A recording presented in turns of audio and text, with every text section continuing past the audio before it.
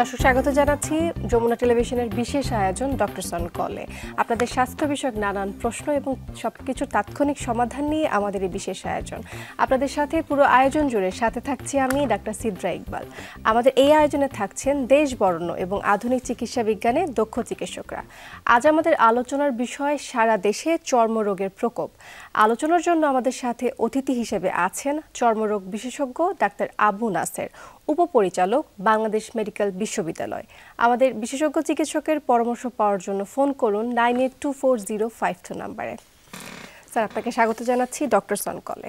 আপনাকেও স্বাগত এবং আপনার মাধ্যমে যমুনা টিভির সমস্ত দর্শকবৃন্দকে স্বাগত জানাচ্ছি। স্যার, আমরা আজ কথা বলবো চর্মরোগ নিয়ে। সারা দেশে কিন্তু চর্মরোগের একটা প্রকোপ বেড়ে চলেছে।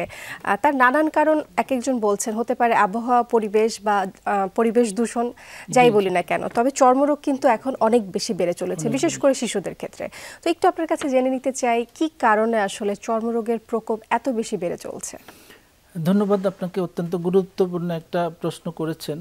যে চর্মরোগের আমরা মেডিকেল প্র্যাকটিসে যেটা দেখি, প্রায় 40% রুগী আমাদের কাছে যারা আসে হসপিটালে চর্মরোগ নিয়ে আসে।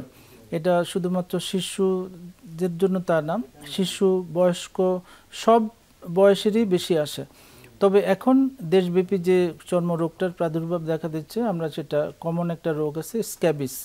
তো আগে একটা নির্দিষ্ট সিজনে এটা হতো, বিশেষ করে শীতের শুরুতে অথবা শীতের শেষে। এখন সারা বছরব্যাপী এই রোগটা হচ্ছে, এটা হলো স্ক্যাবিস। স্ক্যাবিসটা হচ্ছে সারা বছরই কিন্তু দেখতে পাচ্ছি। তো স্যার, যখন হচ্ছে স্ক্যাবিস নিয়ে রোগীরা আপনার কাছে আসেন, তারা মূলত কি কি লক্ষণ নিয়ে আসেন? ধন্যবাদ আপনাকে। যে এই স্ক্যাবিস রোগটা সাধারণত শিশু এবং বয়স্কদের বেশি হয়। কারণ হলো শিশু এবং বয়স্ক লোকদের শরীরের ইমিউনিটি অর্থাৎ রোগ প্রতিরোধ ক্ষমতা কিছুটা দুর্বল থাকে, তখন এই স্ক্যাবিস রোগটা হয়। এই স্ক্যাবিস রোগটা হয় এই যে একটা মাইট দ্বারা, যেটাকে আমরা বলি সার্কোপটিস ববি হোমিনিস, এই একটা মাইট দ্বারা হয়। মাইট হলো একটা খুব ক্ষুদ্র একটা জীবাণু, যেটা শরীর মানুষের ত্বকের ভিতরে বাসা বাঁধে এবং সেখানে সে ডিম পাড়ে, যার কারণে এই রোগটির প্রধান লক্ষণ হলো তীব্র চুলকানো বা আমরা বলি ইচিং।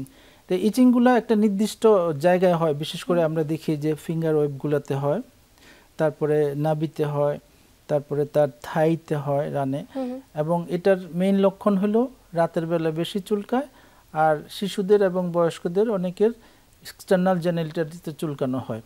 এই কয়েকটা লক্ষণ দেখেই আমরা বুঝতে পারি যে এটা স্ক্যাবিস রোগ। এবং এই স্ক্যাবিস রোগের আরো কিছু লক্ষণ আছে, বাট মূলত এই লক্ষণগুলো দেখে আমরা বুঝি যে এটা স্ক্যাবিস। তো স্যার, চর্মরোগের ক্ষেত্রে তো আমরা জানি যে অনেকগুলো রোগী হচ্ছে ছোঁয়াচে, বিশেষ করে চর্মরোগগুলো হচ্ছে ছোঁয়াচে হয়ে থাকে। তাহলে স্ক্যাবিস কি ছোঁয়াচে কিনা? হ্যাঁ, অবশ্যই। যে আমরা প্রায় সারা পৃথিবীতে 3000-এর উপরে চর্মরোগ পরিলক্ষিত হয়। এর মধ্যে অন্তত অল্প কিছু রোগ আছে ছোঁয়াচে, সেটার মধ্যে স্ক্যাবিস অন্যতম এবং অত্যন্ত ছোঁয়াচে। যারা পাশাপাশি কন্ট্যাক্টে থাকে তাদের এরকম হয়, যারা একই পোশাক বারবার পরতে থাকে না পরিষ্কার করে তাদের হয়, একসাথে হোস্টেলে বা মেসে যারা থাকে, ইউনিভার্সিটিগুলা, মাদ্রাসাগুলা বা যেখানে হলে একসাথে অনেক রোগ থাকে, তাদের এটা বেশিরভাগ দেখা দেয়। আচ্ছা, তো এইসব কারণে কিন্তু হচ্ছে ছোঁয়াচে, এই রোগটা এক থেকে এক হচ্ছে ছড়িয়ে পড়ে থাকে। তো কতদিন যাবতে স্ক্যাবিস হচ্ছে থাকে বা হচ্ছে চিকিৎসা না করলে তখন আসলে কি ভয়াবহতা দেখা দিতে পারে? আচ্ছা, কতদিন থাকে সেটা ডিপেন্ড করে যে ব্যক্তি যখন স্ক্যাবিসে আক্রান্ত হয়, তখন উনি যদি এটা সময় মতো যদি চিকিৎসা না করেন, তাহলে এটা দীর্ঘমেয়াদী লক্ষণ হতে পারে এবং উনার থেকে তার পরিবারের সব সদস্যরা আক্রান্ত হতে পারে। পাশাপাশি উনি যে কর্মস্থলে কাজ করেন বা যে প্রতিষ্ঠানে পড়াশোনা করেন, স্কুল, কলেজ বা মাদ্রাসা, সেখানে তার যারা সহপাঠী আছে তাদের মধ্যে এই স্ক্যাবিস রোগটা ছড়ায় যায়। এই জন্য এটা খুব দ্রুত এটা চিকিৎসা নেওয়া উচিত এবং শুধু ব্যক্তি চিকিৎসা নিলে হবে না, পুরো পরিবারকে এটা চিকিৎসার আওতায় আনতে হবে এবং তার সংস্পর্শে যারা আছেন তাদেরকে চিকিৎসার আওতায় আনতে হবে, নাহলে স্ক্যাবিস নিয়ন্ত্রণ করা খুবই মুশকিল হয়ে যায়। আচ্ছা স্যার, ঠিক এমনটাই হচ্ছে স্ক্যাবিসের বিষয়ে একজন আমাদেরকে জিজ্ঞেস করেছেন যে স্ক্যাবিস যখন হয়ে থাকে তখন হচ্ছে ওনার 2 বছরের বাচ্চার স্ক্যাবিস হয়েছিল এবং সেই স্ক্যাবিসটা প্রায় 6 মাস হয়ে গিয়েছে, এখন পর্যন্ত হচ্ছে স্ক্যাবিসটা রয়ে গেছে এবং পাশাপাশি পরিবারের সকলেই আক্রান্ত। তিনি বলছেন যে বাসার সবকিছু পরিবর্তন করা হয়েছে, জামা কাপড় সবকিছু হচ্ছে গরম পানি দিয়ে প্রতিনিয়ত ধোয়া হয়, তারপরও স্ক্যাবিস যাচ্ছে না, কারণটা আসলে কি? আচ্ছা, এটা আসলে অনেকগুলো কারণ আছে। আমি যদি সহজভাবে বলি যে আমরা চিকিৎসা করলাম, পরিবারের সবাইকে চিকিৎসা দিলাম, বাট কিছু কিছু কন্টাক্ট বিষয় রয়ে গেছে। যেমন যে আমরা কলম দিয়ে লিখি, অনেকে আমরা ঘড়ি পরি, মেয়েরা চুড়ি পরেন, আংটি পরেন, চেইন পরেন, মোবাইল ইউজ করি, এগুলো কিন্তু একটা কন্টাক্টের জায়গা। তা আমরা ওষুধ দিলাম শরীর থেকে চলে গেল, বাট আমি যখন কলমটা আবার ধরবো, মোবাইলটা যখন আবার নিব, চুড়িটা আবার যখন পরবো, ঘড়িটা যখন পরবো, এগুলো থেকে আবার স্ক্যাবিসটা ছড়ায় আসে।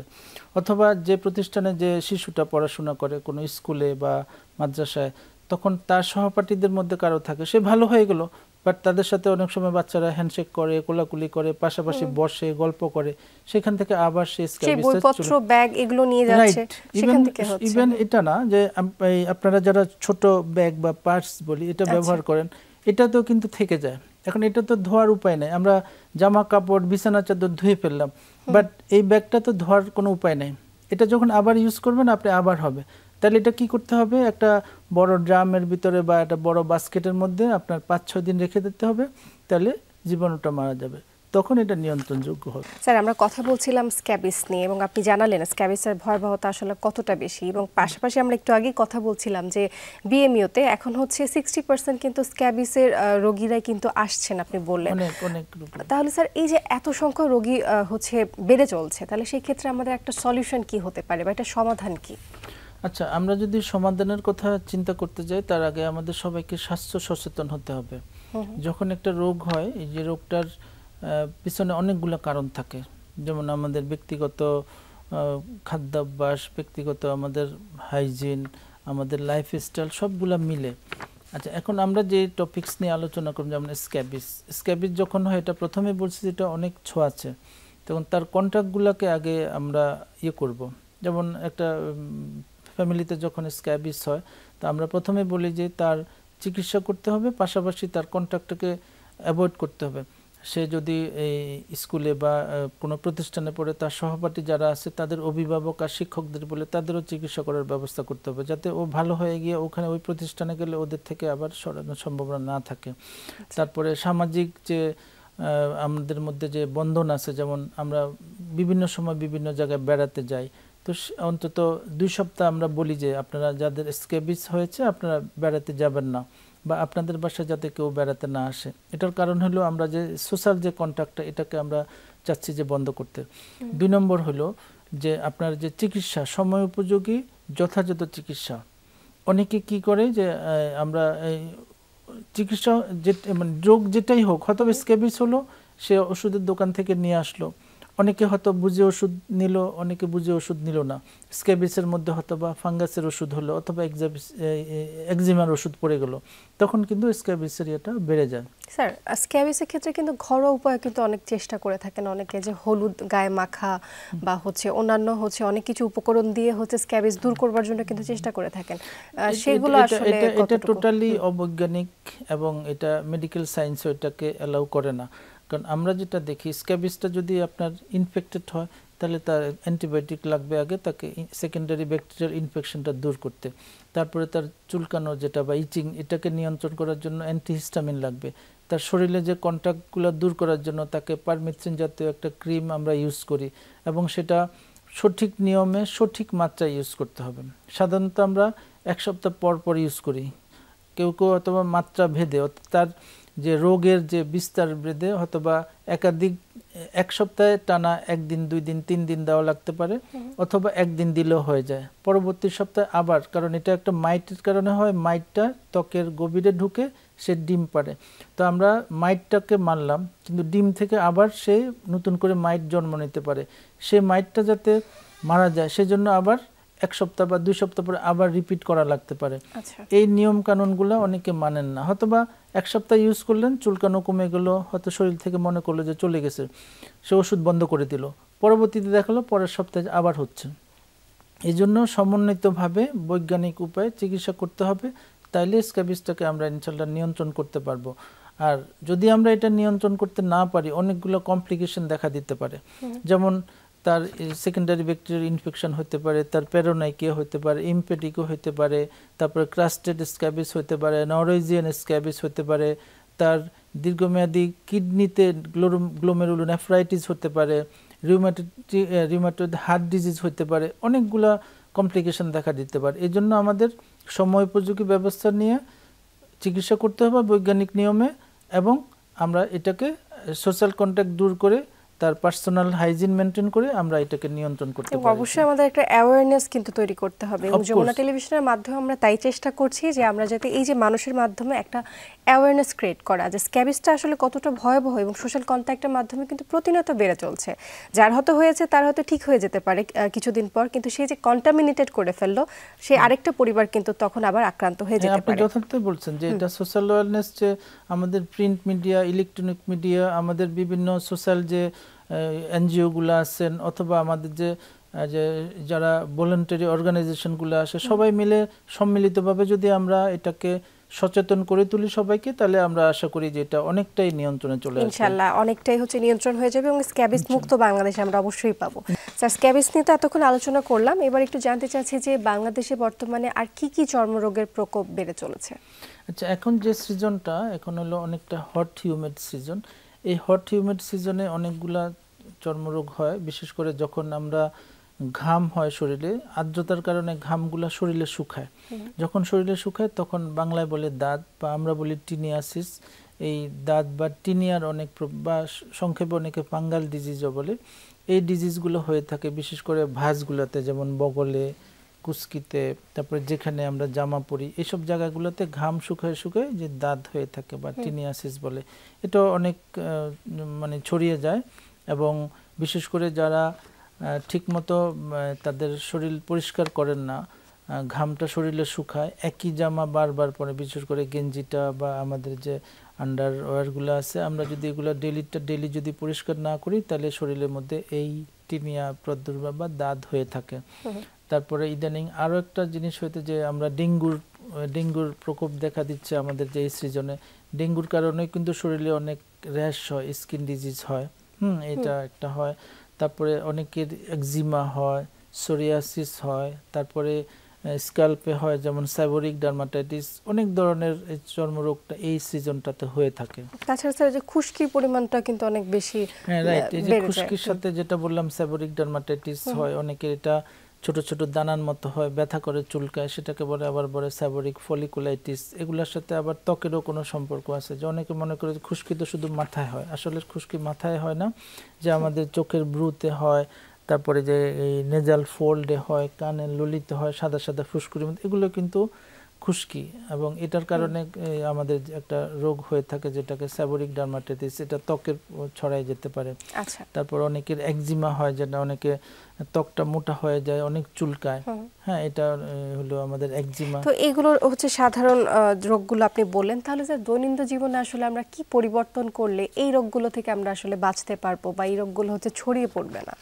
আচ্ছা, এটার এক নাম্বার যদি আমরা কথা বলি, সেটা হলো আমাদের ব্যক্তিগত হাইজিন, পরিষ্কার পরিচ্ছন্নতা মেনটেন করতে হবে, সুষম খাবার খেতে হবে, শাকসবজি ফলমূল খেতে হবে, এবং পর্যাপ্ত পরিমাণ পানি খেতে হবে। আমরা কর্মব্যস্ততার জন্য দেখা যাবে যে আমরা পর্যাপ্ত পরিমাণ পানি খাই না, হয়তো অনেকে সারাদিনে 2 থেকে 3 গ্লাস পানি খায়, অথচ আমাদের শরীরের বিভিন্ন রকমের কার্যক্রম সম্পাদন করার জন্য আমাদের ডেইলি অন্তত বয়স এবং ওজন বেঁধে 3 থেকে 3.5 লিটার পানি প্রয়োজন হয়। কারো কারো রোগ টোগ থাকলে আরো হয়তো কমও লাগতে পারে, বাট এভারেজে আমাদের 2.5 থেকে 3 লিটার পানি পান করতে হয়। তারপরে প্রচুর শাকসবজি খেতে হয়, তারপরে মাছ খেতে হয় প্রোটিন জন্য, যেটা ত্বকের জন্য আমাদের খুব দরকার। কিন্তু আমাদের লাইফস্টাইল হয়ে গেছে, আমরা সব এখন ফ্রোজেন, তারপরে আমরা ফাস্ট ফুডের, আমরা যে বার্গার খাচ্ছি, কোক খাচ্ছি, 7 আপ খাচ্ছি, যেগুলো যেমন এই ফুডগুলো আমাদের কিডনি, লিভারে গিয়া আমাদের হজম করতেছে, এবং লিভারে দেখা যাচ্ছে কারো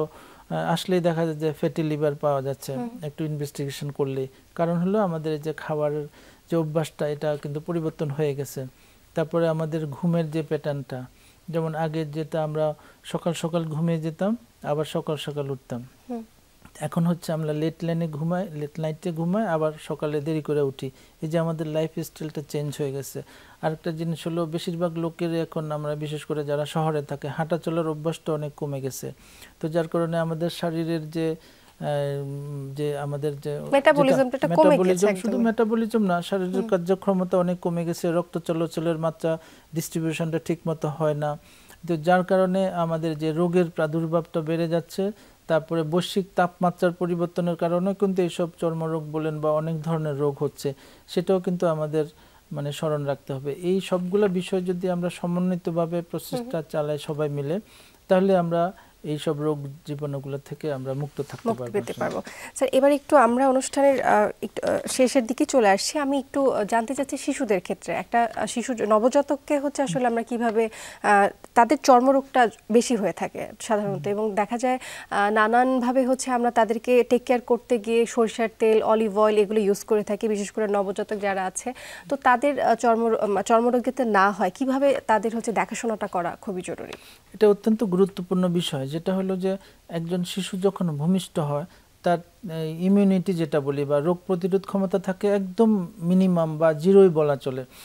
আস্তে আস্তে যখন সে পরিবেশের সাথে যখন খাপ খাওয়াতে হয়, আস্তে আস্তে যখন বেড়ে ওঠে, তখন সেই পরিবেশের সাথে খাপ খাওয়াতে পারে না। তার যদি আমরা তাকে সঠিকভাবে যদি আমরা যত্ন না নিতে পারি, অনেকে যেটা বললেন সরিষার তেল, তারপরে অনেকে অনেক ধরনের অলিভ অয়েল, তেল, অনেক 6 মাসের আগ পর্যন্ত কোনো তেল ব্যবহার করাটা বৈজ্ঞানিকভাবে উচিত না। তাছাড়া স্যার কাজলও কিন্তু ব্যবহার করে থাকে অনেক ধরনের, যেটা তো বললাম, অনেকে অনেক ধরনের ব্যবহার করে। অনেকে অনেকে বলে যে না, গোসল করালে তার সমস্যা হবে।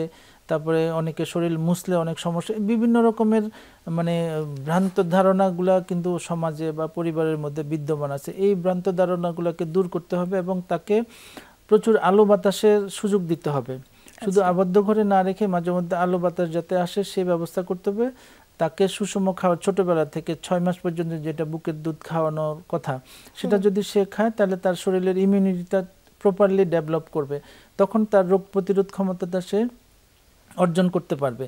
তাহলে কিন্তু তার ত্বকের যে রোগগুলো অনেক কম। সাথে সাথে যে পার্সোনাল হাইজিনগুলো, শিশুর যে জামা কাপড়গুলো প্রতিনিয়ত পরিষ্কার করে যাওয়া। আরেকটা জিনিস হয় যেটা আমরা মনে করি যে শিশুর পরিবেশের সাথে সে ঠান্ডা লেগে যাবে, আমরা অনেক জামা কাপড় পরে কাঁথা টাথা কম্বল দিয়ে তাকে একদম করে আমরা মোড়ায় রাখি। এতে হয় কি, সে ঘামায় ভিতরে, আমরা এটা খেয়াল করি। তার ঘামটা যখন শরীরে শুকায় তখন তার অনেক ঠান্ডা লাগে, কাশি হয়, এবং এটা থেকে অনেক সময় দেখে চর্মরোগও হয়। আর আমরা যখন এই যে একটু আগে যে রোগগুলোর কথা বললাম, অনেক বাচ্চা আসছে, এবং ছোট ছোট শিশুদেরও কিন্তু 2 মাস 3 মাস 4 মাসের শিশুদেরও কিন্তু এই স্ক্যাবিজ হচ্ছে, তারপরে আপনার টিনিয়া হচ্ছে, এই ধরনের রোগগুলো হচ্ছে। এই জন্য আমরা জোর দিব তার সুষম খাওয়ার, তাকে বেড়ে ওঠার জন্য। তারপরে তাকে আমরা হাইজিন মেনটেন করার চেষ্টা করব, আর যাতে ওই যে তেল বা জেল এগুলা যত কম ব্যবহার করা যায় তত ভালো, এবং প্রতিদিন তাকে গোসল করানোর চেষ্টা করব। যদি কোনো তার রোগের বা অন্য কোনো না থাকে, তাহলে তাকে প্রতিদিন গোসল করানো। প্রিমেচুর বেবি হলে কি সেক্ষেত্রে গোসল করানোর যে বিষয়টা, সেটা কতদিনের মধ্যে করা ভালো? প্রিমেচুর বেবি হলে তো তার একটা নির্দিষ্ট সময় পর্যন্ত তাকে আমরা ইনকিউবেটরে রাখি বা অন্য যত্ন করে তাকে আগে বড় করি, তারপরে যখন আমরা প্রিমেচুর বেবির সাথে নিয়ে আমরা এখন কথা বলবো না, কারণ এটা অন্য ব্যাপার, অন্য বিষয়। তাকে আগে প্রিমেচুর যে কন্ডিশনটা সেটাখান থেকে ওভারকাম করে সে তখন আসবে, তখন তার অন্য বিষয়গুলো আলোচনা হবে। খুব সুন্দর করে আমাদেরকে আজকে আপনি স্ক্যাবিস নিয়ে, সোরিয়াসিস নিয়ে এবং অন্যান্য যে চর্মরোগ রয়েছে তা নিয়ে কিন্তু বললেন। তারই পাশাপাশি শিশুদের বিষয়গুলো কিন্তু আমরা জানলাম যে শিশুদেরকে আসলে কিভাবে যত্নে রাখতে হয় এবং শিশুদের চর্মরোগে যাতে আক্রান্ত না হয় সেক্ষেত্রে আসলে কি করা খুবই জরুরি। এবং তারই পাশাপাশি আশা করছি যারা আমাদেরকে দেখছেন, বাবা মায়েরা যারা আছেন, তারা অবশ্যই এই বিষয়ে চত্ন নেবেন। অসংখ্য ধন্যবাদ জানাচ্ছি যমুনা টেলিভিশনে যুক্ত হবার জন্য। আপনাকেও ধন্যবাদ। যারা পাশাপাশি দর্শক বৃন্দ যারা শুনেছেন, আমি আশা করি তারা এটা থেকে কিছু না হলেও উপকৃত হবেন। সবাইকে ধন্যবাদ। আসসালামু আলাইকুম। ওয়ালাইকুম আসসালাম স্যার। দর্শক, এই ছিল যমুনা টেলিভিশনের আজকের আয়োজন। আমাদের সাথে থাকার জন্য অসংখ্য ধন্যবাদ আপনাদের।